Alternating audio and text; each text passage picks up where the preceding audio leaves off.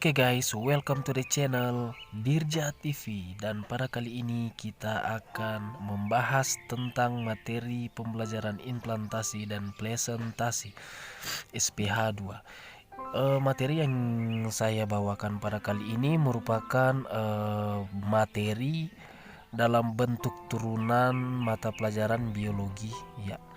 Jadi turunan pembelajaran dari biologi yang membahas tentang implantasi dan plasentasi. Sebenarnya kalau implantasi dan plasentasi ini merupakan bagian dari pembelajaran dari turunan biologi itu yang biasa kita kenal dengan pembelajaran embriologi. Embriologi ini merupakan mempelajari tentang proses pembuahan yang terjadi kemudian sehingga terbentuk tubulah atau satu individu yang baru. Oke guys, tak berlama-lama lagi kita akan membahas satu persatu mengenai proses implantasi dan plasentasi yang terjadi di dalam proses reproduksi pada manusia. Kita next. Oke, sebelumnya kita harus mengetahui definisi dari implantasi ini. Implantasi ini adalah penempelan sel telur yang telah dibuahi ke dinding rahim. Jadi kita bisa melihat di bagian bawahnya itu adalah proses yang sangat penting dalam proses kehamilan. Biasanya telur yang dibuahi pada dinding rahim memakan waktu 6-12 hari setelah ovulasi. Jadi pada saat saya membahas tentang ovulasi ini, atau misalnya kata-kata istilah biologi yang kita dengar itu seperti ovulasi, seperti endometrium uterus ya. Jadi itu sebenarnya sudah dibahas pada SPH 1 ya, struktur perkembangan hewan di tahap 1. Karena sekarang kita telah membahas struktur perkembangan hewan di tahap 2, maka nantinya kita pelajari itu di tahap 1 mengenai istilah-istilah yang akan saya bacakan ini. Kita lanjut. Jadi implantasi sendiri adalah proses di mana telur yang telah dibuahi menempel pada dinding rahim setelah telur dibuahi oleh sperma pada tuba falopi. Oke, kita lanjut. Kemudian setelah implantasi ada lagi kelanjutannya yang disebut dengan plasentasi. Ya oke. Dan jadi plasentasi ini adalah proses pembentukan struktur dan jenis plasenta. Oke. Proses pembentukan struktur.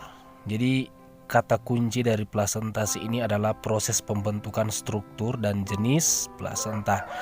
Nanti sebentar akan kita perlihatkan tentang struktur-struktur dan jenis-jenis dari plasenta ya. Setelah nidasi embrio ke dalam endometrius, plasentasi akan dimulai. Jadi ini adalah gambar. Ya, gambar dari plasentasi. Ini ya. Jadi ini gambar dalam keadaan normal. Nah, dan ini ada triplet. Ya, triplet. Jadi dia terbagi 3 seperti ini. Ya. Jadi proses pembentukan struktur dan jenis plasenta. Jadi kita bisa lihat, amati baik-baik gambar yang 3 ini yang memiliki anak panah 3. Ini adalah pembentukan yang terjadi melalui struktur-struktur dari plasenta yang disebut dengan triplets. Kita lanjut. Yang ini adalah proses implantasi ya. Di sini pembahasannya ada di bawah. Proses implantasi ini seperti memiliki alur ya, seperti memiliki tahap ke tahap berikutnya. Jadi seperti ini. Pada akhir minggu pertama, hari ke-5 sampai ke-7, zigot mencapai cavum uteri. Pada saat itu uterus sedang berada dalam fase sekresi lendir di bawah pengaruh progesteron dan korpus luteum yang masih aktif.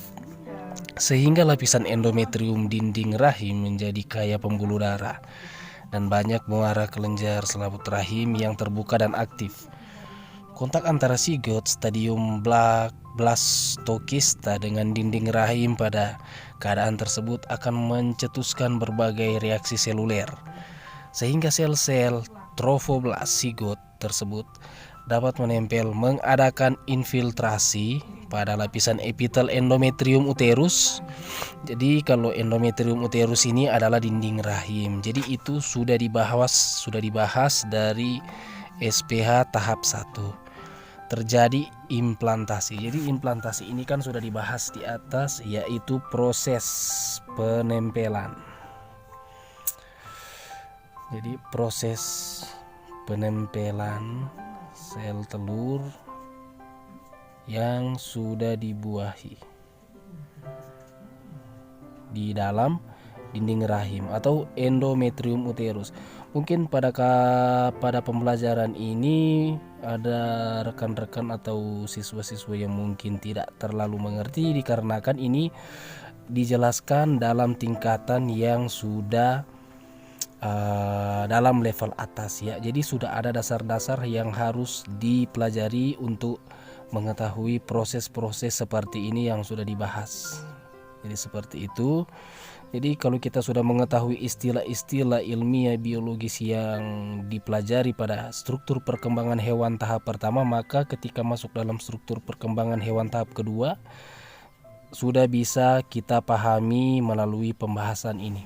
Oke, semoga juga dapat diperhatikan ya, dapat dimengerti melalui pemahaman ini. Kemudian masuk pada hari ke-6 setelah fertilisasi, trofoblast pada waktu dalam fertilisasi akan menempel pada dinding uterus atau proses implantasi akan mengeluarkan hormon HCG, hormon chorionic gonadotropin. Hormon ini melindungi kehamilan dengan menstimulasi produksi hormon progesteron dan estrogen sehingga mencegah proses menstruasi. Jadi seperti gambar yang sudah ada pada saat ini, kita boleh melihat ya dari hari pertama, hari kedua, hari ketiga, hari keempat dan seterusnya. Di situ ada perkembangan-perkembangan yang terjadi melalui hari demi hari. Di situ ada juga proses fertilisasi sesuai dengan pembahasan yang sudah saya sampaikan tadi, itu berhubungan erat dengan gambar yang sudah ada. Oke, kita lanjut pada slide berikut. Implantasi abnormal atau perlekatan abnormal merupakan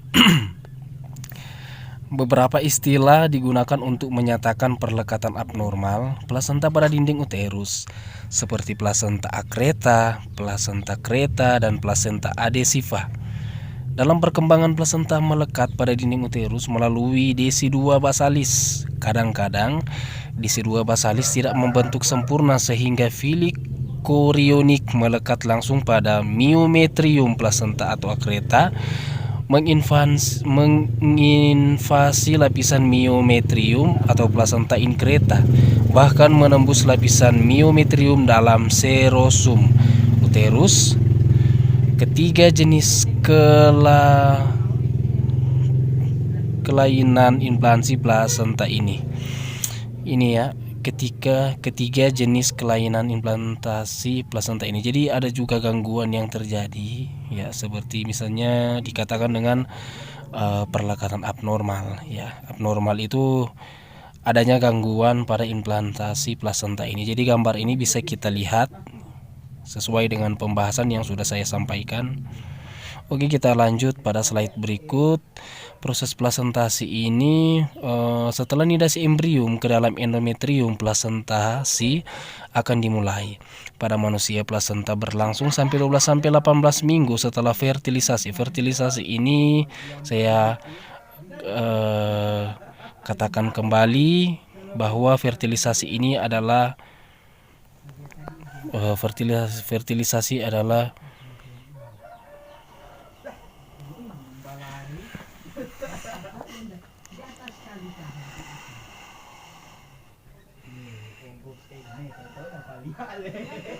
proses bertemunya sel sperma dan sel telur.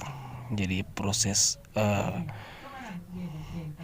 kemudian dalam 2 minggu pertama perkembangan hasil konsepsi, trofoblast invasi telah melakukan penetrasi ke pembuluh darah endometrium, terbentuklah sinus introfoblastik, yaitu ruangan-ruangan yang berisi darah maternal dari pembuluh-pembuluh darah yang dihancurkan. Pertumbuhan ini berjalan terus sehingga timbul ruangan-ruangan interfiller di mana filicorialis seolah-olah terapung-apung di antara ruangan-ruangan tersebut sampai terbentuknya plasenta.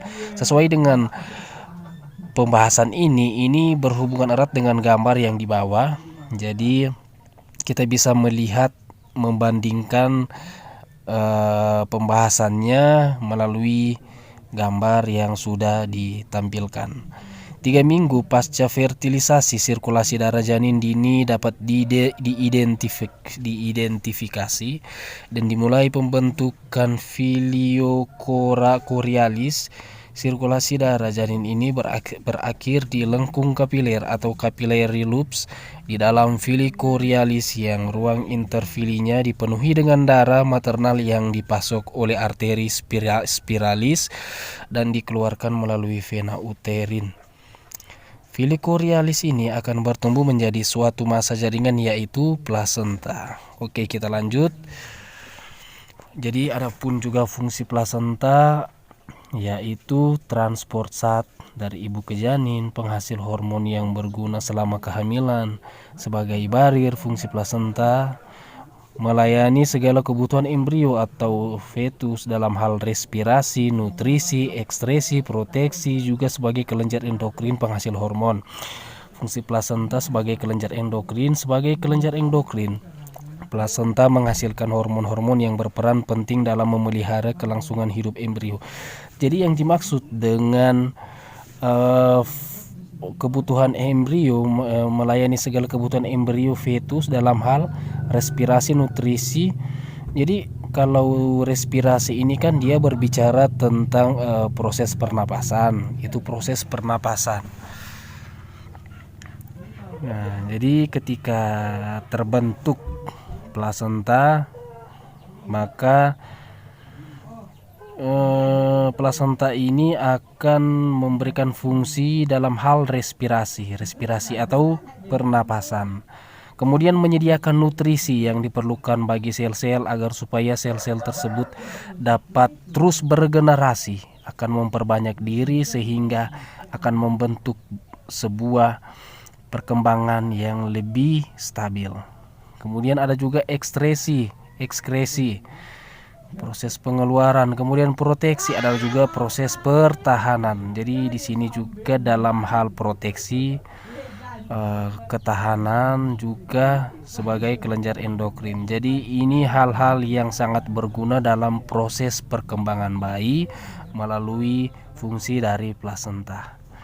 Kemudian kita masuk dalam tahap berikut, yaitu ada juga kelainan plasenta. Kelainan pada plasenta dapat berupa gangguan fungsi dari plasenta ataupun gangguan implantasi dari plasenta. Oke. Jadi saya bahas sedikit mengenai implantasi. Ini kan implantasi proses menempelnya sel telur ke dalam endometrium uterus atau dinding rahim yang sudah dibuahi oleh sel sperma. Jadi seperti itu pembahasan dari implantasi. Kemudian dia berubah kelainan letak implantasinya. Implantasi ini letak menempelnya sel telur yang sudah dibuahi, ataupun kelainan dari kedalaman implantasinya. Jadi seperti itu ya. Kemudian ada bentuk dan ukuran plasenta. Jadi bentuk dan ukuran normal, yang pertama bentuk ceper dan bulat, diameter 15-20 cm, tebal 1,5 sampai 3 cm, 3 berat rata-rata 500-600 gram, insersi tali pusat. Kelima, di sisi ibu tampak daerah-daerah agak menonjol yang diliputi selaput tipis desi 2 basalis. Kemudian di sisi janin tampak sejumlah arteri dan vena besar atau pembuluh orion menuju tali pusat. Orion diliputi oleh amnion atau 7 sirkulasi darah ibu dari di plasenta sekitar 3000 cc sampai per menit. 20 minggu meningkat 600 cc sampai 7000 cc per menit. Keadaan plasenta normal, yang pertama menemukan maternal, yaitu permukaan menghadap ke dinding rahim, warnanya merah tua, permukaannya kasar, beralur-alur sehingga seolah-olah terbagi dalam beberapa belai yang disebut kotiledon. Kemudian D, permukaan maternal mempunyai 15-20 kotiledon. Yang kedua, permukaan fetal adalah permukaan menghadap ke arah janin tanpa licin dan berwarna putih kuning.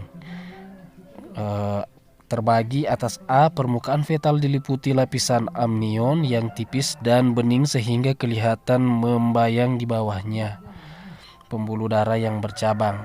Kemudian B, pada permukaan janin dan plasenta terutama tali pusat. Tali pusat merupakan penghubung janin dan plasenta.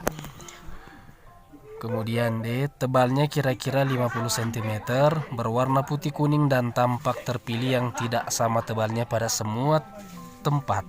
Di dalam tali pusat terdapat 30 darah, yaitu 1 vena umbilicalis dan 2 arteri umbilicalis. Kita lanjut pada slide berikut. Plasenta yang besar dan berat sekali terdapat pada yang pertama eritroblastosis, sipilis, penyakit ginjal, plasenta fenestrata, lala plasenta yang berlubang di tengah-tengahnya. Sekian dari pembahasan saya mengenai proses implantasi dan plasentasi. Ini merupakan pembelajaran yang memang sangat rumit karena membahas pada cabang ilmu biologi tentang embriologi dan memang harus mengetahui dasar-dasar sebelum kita mempelajari tentang embriologi ini. Dan saya juga memberikan informasi ini karena saya rasa bahwa materi yang sudah disampaikan ini sangat berguna buat teman-teman yang mungkin saat ini sedang